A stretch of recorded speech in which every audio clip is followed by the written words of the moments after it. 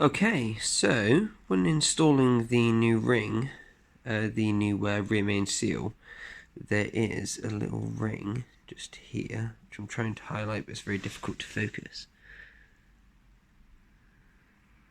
Where my finger is, there's a little V shape. If you can see that. So you can see there is a little groove just in there. So where my thumb is, this part of the groove needs to slide over the crank, and then this section here is what seals against the front face of it. So what you can't do, if hopefully it'll focus, is if you install this seal and you peel it over like that and it bends over, you will get a leak. So you need to be really careful about that. It has like a leading edge here, so as long as you install it nice and straight, it should go on with no problems. But you just need to be really, really careful.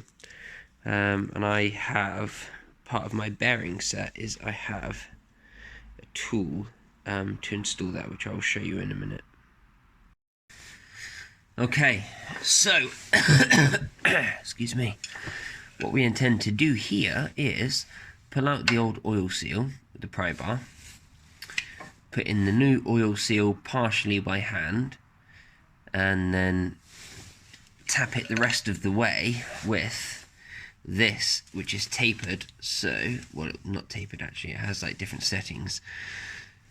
So obviously I can hit it in part way with this, and then once it's in straight part way, I can turn it around onto the flat part, and I can tap it in the rest of the way with the hammer. Oh, come on, camera. Okay, let's try and get this seal out. So what I like to do is I like to put it in the top of the seal here, push it in, myself work it in there, and then just try and work it out like that. There we go. So you can see now the seal is free, and then all I need to do is just pry it up, and it's mine. Now, that may have looked quite easy, but I pushed really hard. So I braced myself. There's like a cross member here in this sort of area. I pulled my body weight on this and I pushed at the same time, and I really gave it some welly. But once you're done, you should have a nice crank seal. Like so.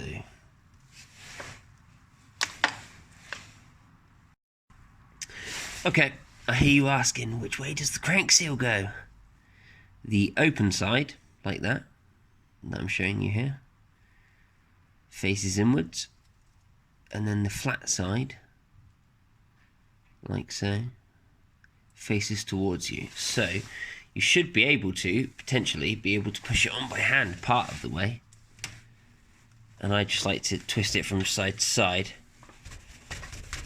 just to get it started.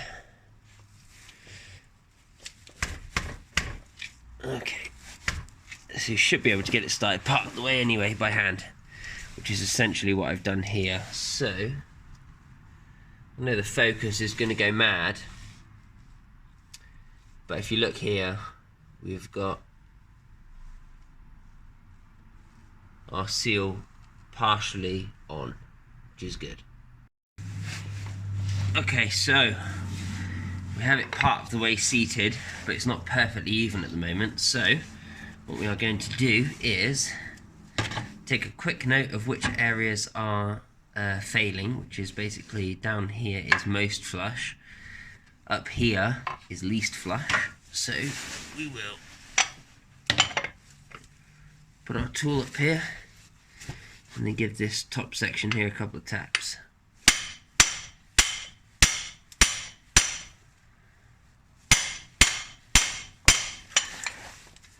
And then just double check everything. So we are starting to get a little bit flush. We are just under on everything, so we still need a little bit up the top just to get this nice and seated right. So what I'm going to do, give it a couple of taps.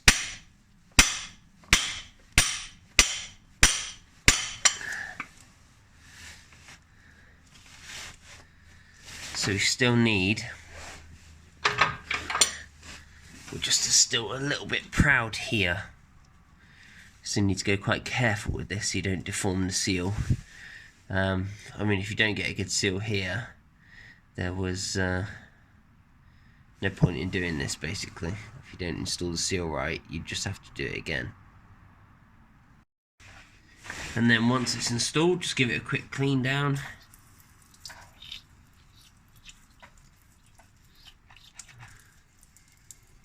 Like so.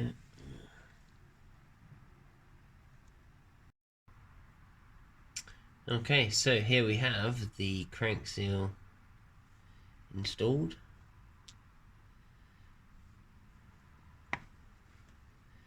Now we just need to bolt on the flywheel, put on the clutch, put on the gearbox, and connect everything back up.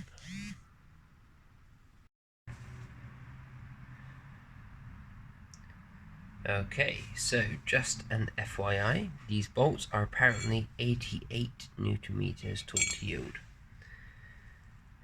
So you can, well, I don't know if you can reuse them, but I will be reusing them in this situation.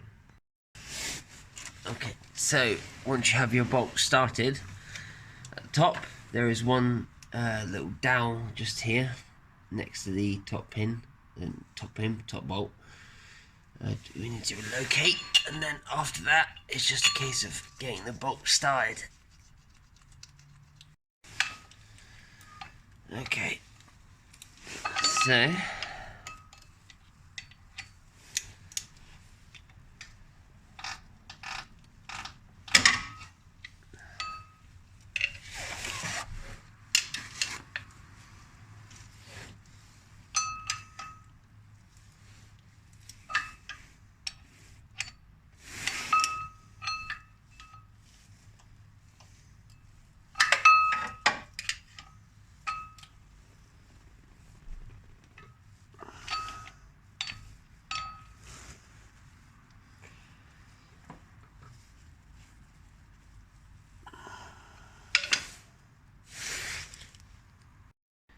so before you go and bolt the clutch onto the car, you just need to make sure which side of the clutch is facing where. Obviously this says flywheel side, so that faces towards the engine.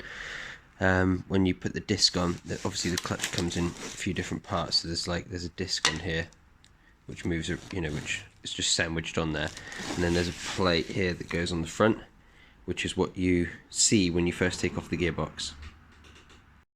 Okay, and then you need to line up the pressure plate, the disc, straight through to where the input shaft mates into the flywheel. And if you look through, when you hold the camera like dead on, or when you look at it dead on, if it looks like that, it won't go. So it needs to be all perfectly lined up, like so. Okay, now these need to be torqued down to 15 Newton meters. It can be difficult.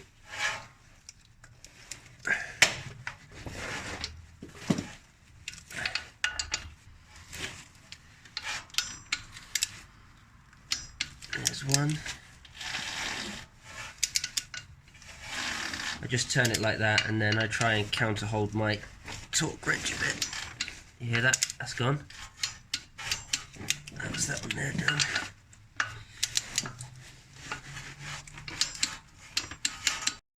Okay, so there are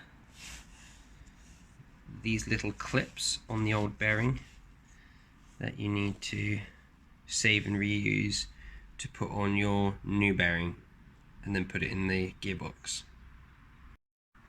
So what you have to do to get the bearing in is you basically have to get it onto these two little forks here. So there's one here, one here, and then these tabs clip in. So what I had to do is I had to pull, there's a lever on the top here which I had to pull up slightly, so to pull it that way, just so that I could get it all lined up to get the bearing on, and it should move nice and freely, and the spring should return it like so. Should go straight back to where it should be.